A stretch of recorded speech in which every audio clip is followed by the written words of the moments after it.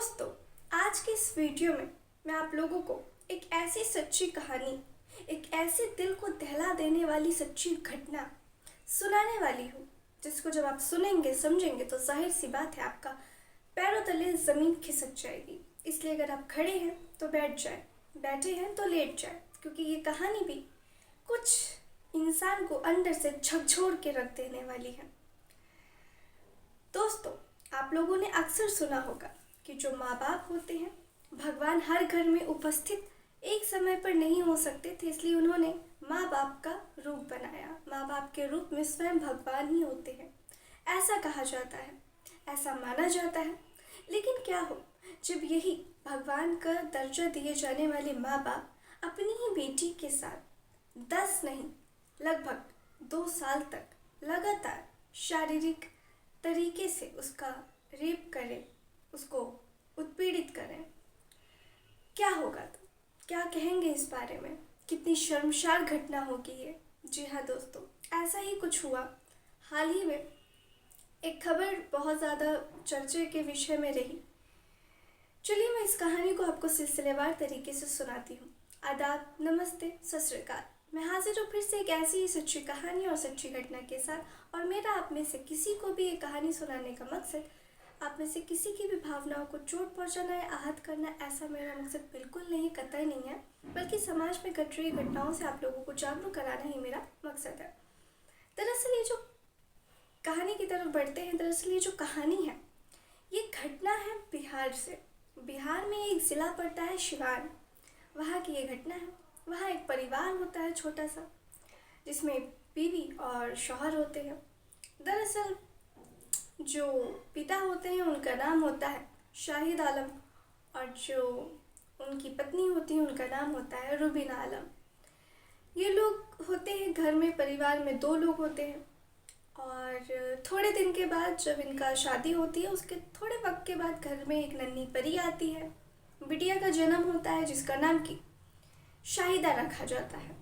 अब ये जो शाहिदा थी, दरअसल जब ये पैदा होती है तो सब कुछ आम बच्चों की तरह पूरी ज़िंदगी होती है। खेलना, खिलाना, नखरे उठाना, नखरे करना, तमाम चीज़ें जो भी होती हैं, जैसा एक बच्चे का जीवन बचपना गुजरता है, ठीक वैसी ही इसकी भी ज़िंदगी होती है। सब कुछ एकदम सही रहता है। लेकिन इसी बीच में अब ये जो शाहिद और जो रुबीना है, अब उनके बीच में ये होता है कि अब उन्हें एक बच्चा, जो लड़का भी होता तो काफ़ी अच्छा होता, घर की जिम्मेदारियां उठाता, खर्चे उठाता। लड़की तो ब्याह करके चली जाती है, इसलिए वो लोग प्लान करते हैं और फिर एक बच्चे को जन्म देते हैं। एक लड़का भी आता है जिसका नाम उन लोग आलम रखते हैं, आलमगीर ये नाम रखते हैं। उसके बाद में वो बच्चा भी बड़ा हो जाता है धीरे धीरे। लेकिन कुछ समय के बाद जब ये लड़की जो होती है शाहिदा, दरअसल जब ये 10 साल की होती है तो इसकी माँ का, 10 से 12 साल की होती है तो इसकी माँ का इंतकाल हो जाता है। अब क्योंकि उनको बीमारी थी, एक भयंकर बीमारी थी जिसका इलाज गरीबी के चलते हो नहीं पा रहा था, उसके लिए पैसे बड़ी मोटी रकम के मांगे जा रहे थे डॉक्टर के द्वारा। तो जिस वजह से कारणवश उनकी माँ का देहांत, इंतकाल हो जाता है। उसके बाद में ये जो परिवार होता है वो अकेला हो जाता है।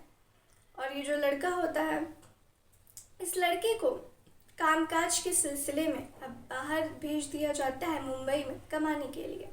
अब घर पर केवल 2 लोग बचते हैं, पिता और बेटी। लेकिन अब क्योंकि ये लड़की 12 साल की उस वक्त उम्र होती है, तो जो उसका पिता होता है उसका काफ़ी अच्छे से ख्याल रखता है, घर में खाना उसको सिखा देता है जो उसको आता था। अब वो लड़की स्वयं खाना बनाती, स्कूल जाती, तैयार होकर के आती, घर पे अपने पिता का ख्याल रखती एक अच्छी बिटिया की तरह, और पढ़ाई लिखाई पे ध्यान देती। लेकिन ऐसे ही करते करते जो बिटिया की उम्र थी अब बढ़ने लग जाती, और बिटिया अब पूरी 17 साल की हो चुकी थी। लेकिन कहते हैं ना कि कुछ बच्चे होते हैं जो कि उम्र से ज़्यादा कभी कभी बड़े दिखने लगते हैं, उनकी शारीरिक बनावट ऐसी होती है। 17 साल की उम्र में शाहिदा तो थी, लेकिन वो किसी 20-21 साल की लड़की जैसा महसूस होती थी। उसके बड़े बड़े से अंग थे। तो जब एक दफ़ा वो नहा रही होती है तो उसके पिता, जो कि भगवान के समान होते हैं, उनकी नज़र अपनी ही बेटी पे खराब हो जाती है। चक्कर में अब पड़े होते हैं। मुझे भी काफ़ी ज़्यादा अफसोस हो रहा है कि क्या हो रहा है आजकल के युग में। कहा जाता है कलयुग का युग है, आजकल देखने को भी मिल रहा है। तो नज़र बहुत ज़्यादा ख़राब हो जाती है उनकी अपनी ही बिटिया पे। फिर वो एक बार केमिस्ट की दुकान पे जाते हैं, बेहोशी की दवा लेते हैं और अपनी बिटिया को खाने में मिलाकर बेहोश कर देते हैं। फिर उसके साथ ये लगभग 2 साल तक उसको बेहोश कर करके उसके साथ वो गंदी हरकतें करते थे। वो बिटिया प्रेग्नेंट हो जाती है, गर्भवती हो जाती है। जब उसको डॉक्टर के पास लेके जाया जाता है तो पता चलता है कि वो तो गर्भवती है। अब उसका गर्भपात करवा देता है उसका पिता। उसके कई साल के बाद बिटिया की शादी हो जाती है और बिटिया अपने शौहर को ये सारी बात बताती है कि किस तरीके से जो उसका पिता है वो उसके साथ ये गलत हरकत करता था। अब जो पति था वो दरअसल पेशे से वकील था। अब वकील होने की वजह से वो अपने ससुर पे केस करता है, एफआईआर करता है। केस लगभग 2 से 3 साल तक चलता है। उसके बाद चौथे साल में जा कर के इस इंसाफ मिलता है। इंसाफ मिलने के बाद अब पिता को सारे चीज़ों के तहत, सबूत के तहत एफआईआर करके जो ये सारे नतीजे निकले उसके तहत उसको जेल में डाल दिया जाता है और लगभग 10 साल की सज़ा सुनाई जाती है।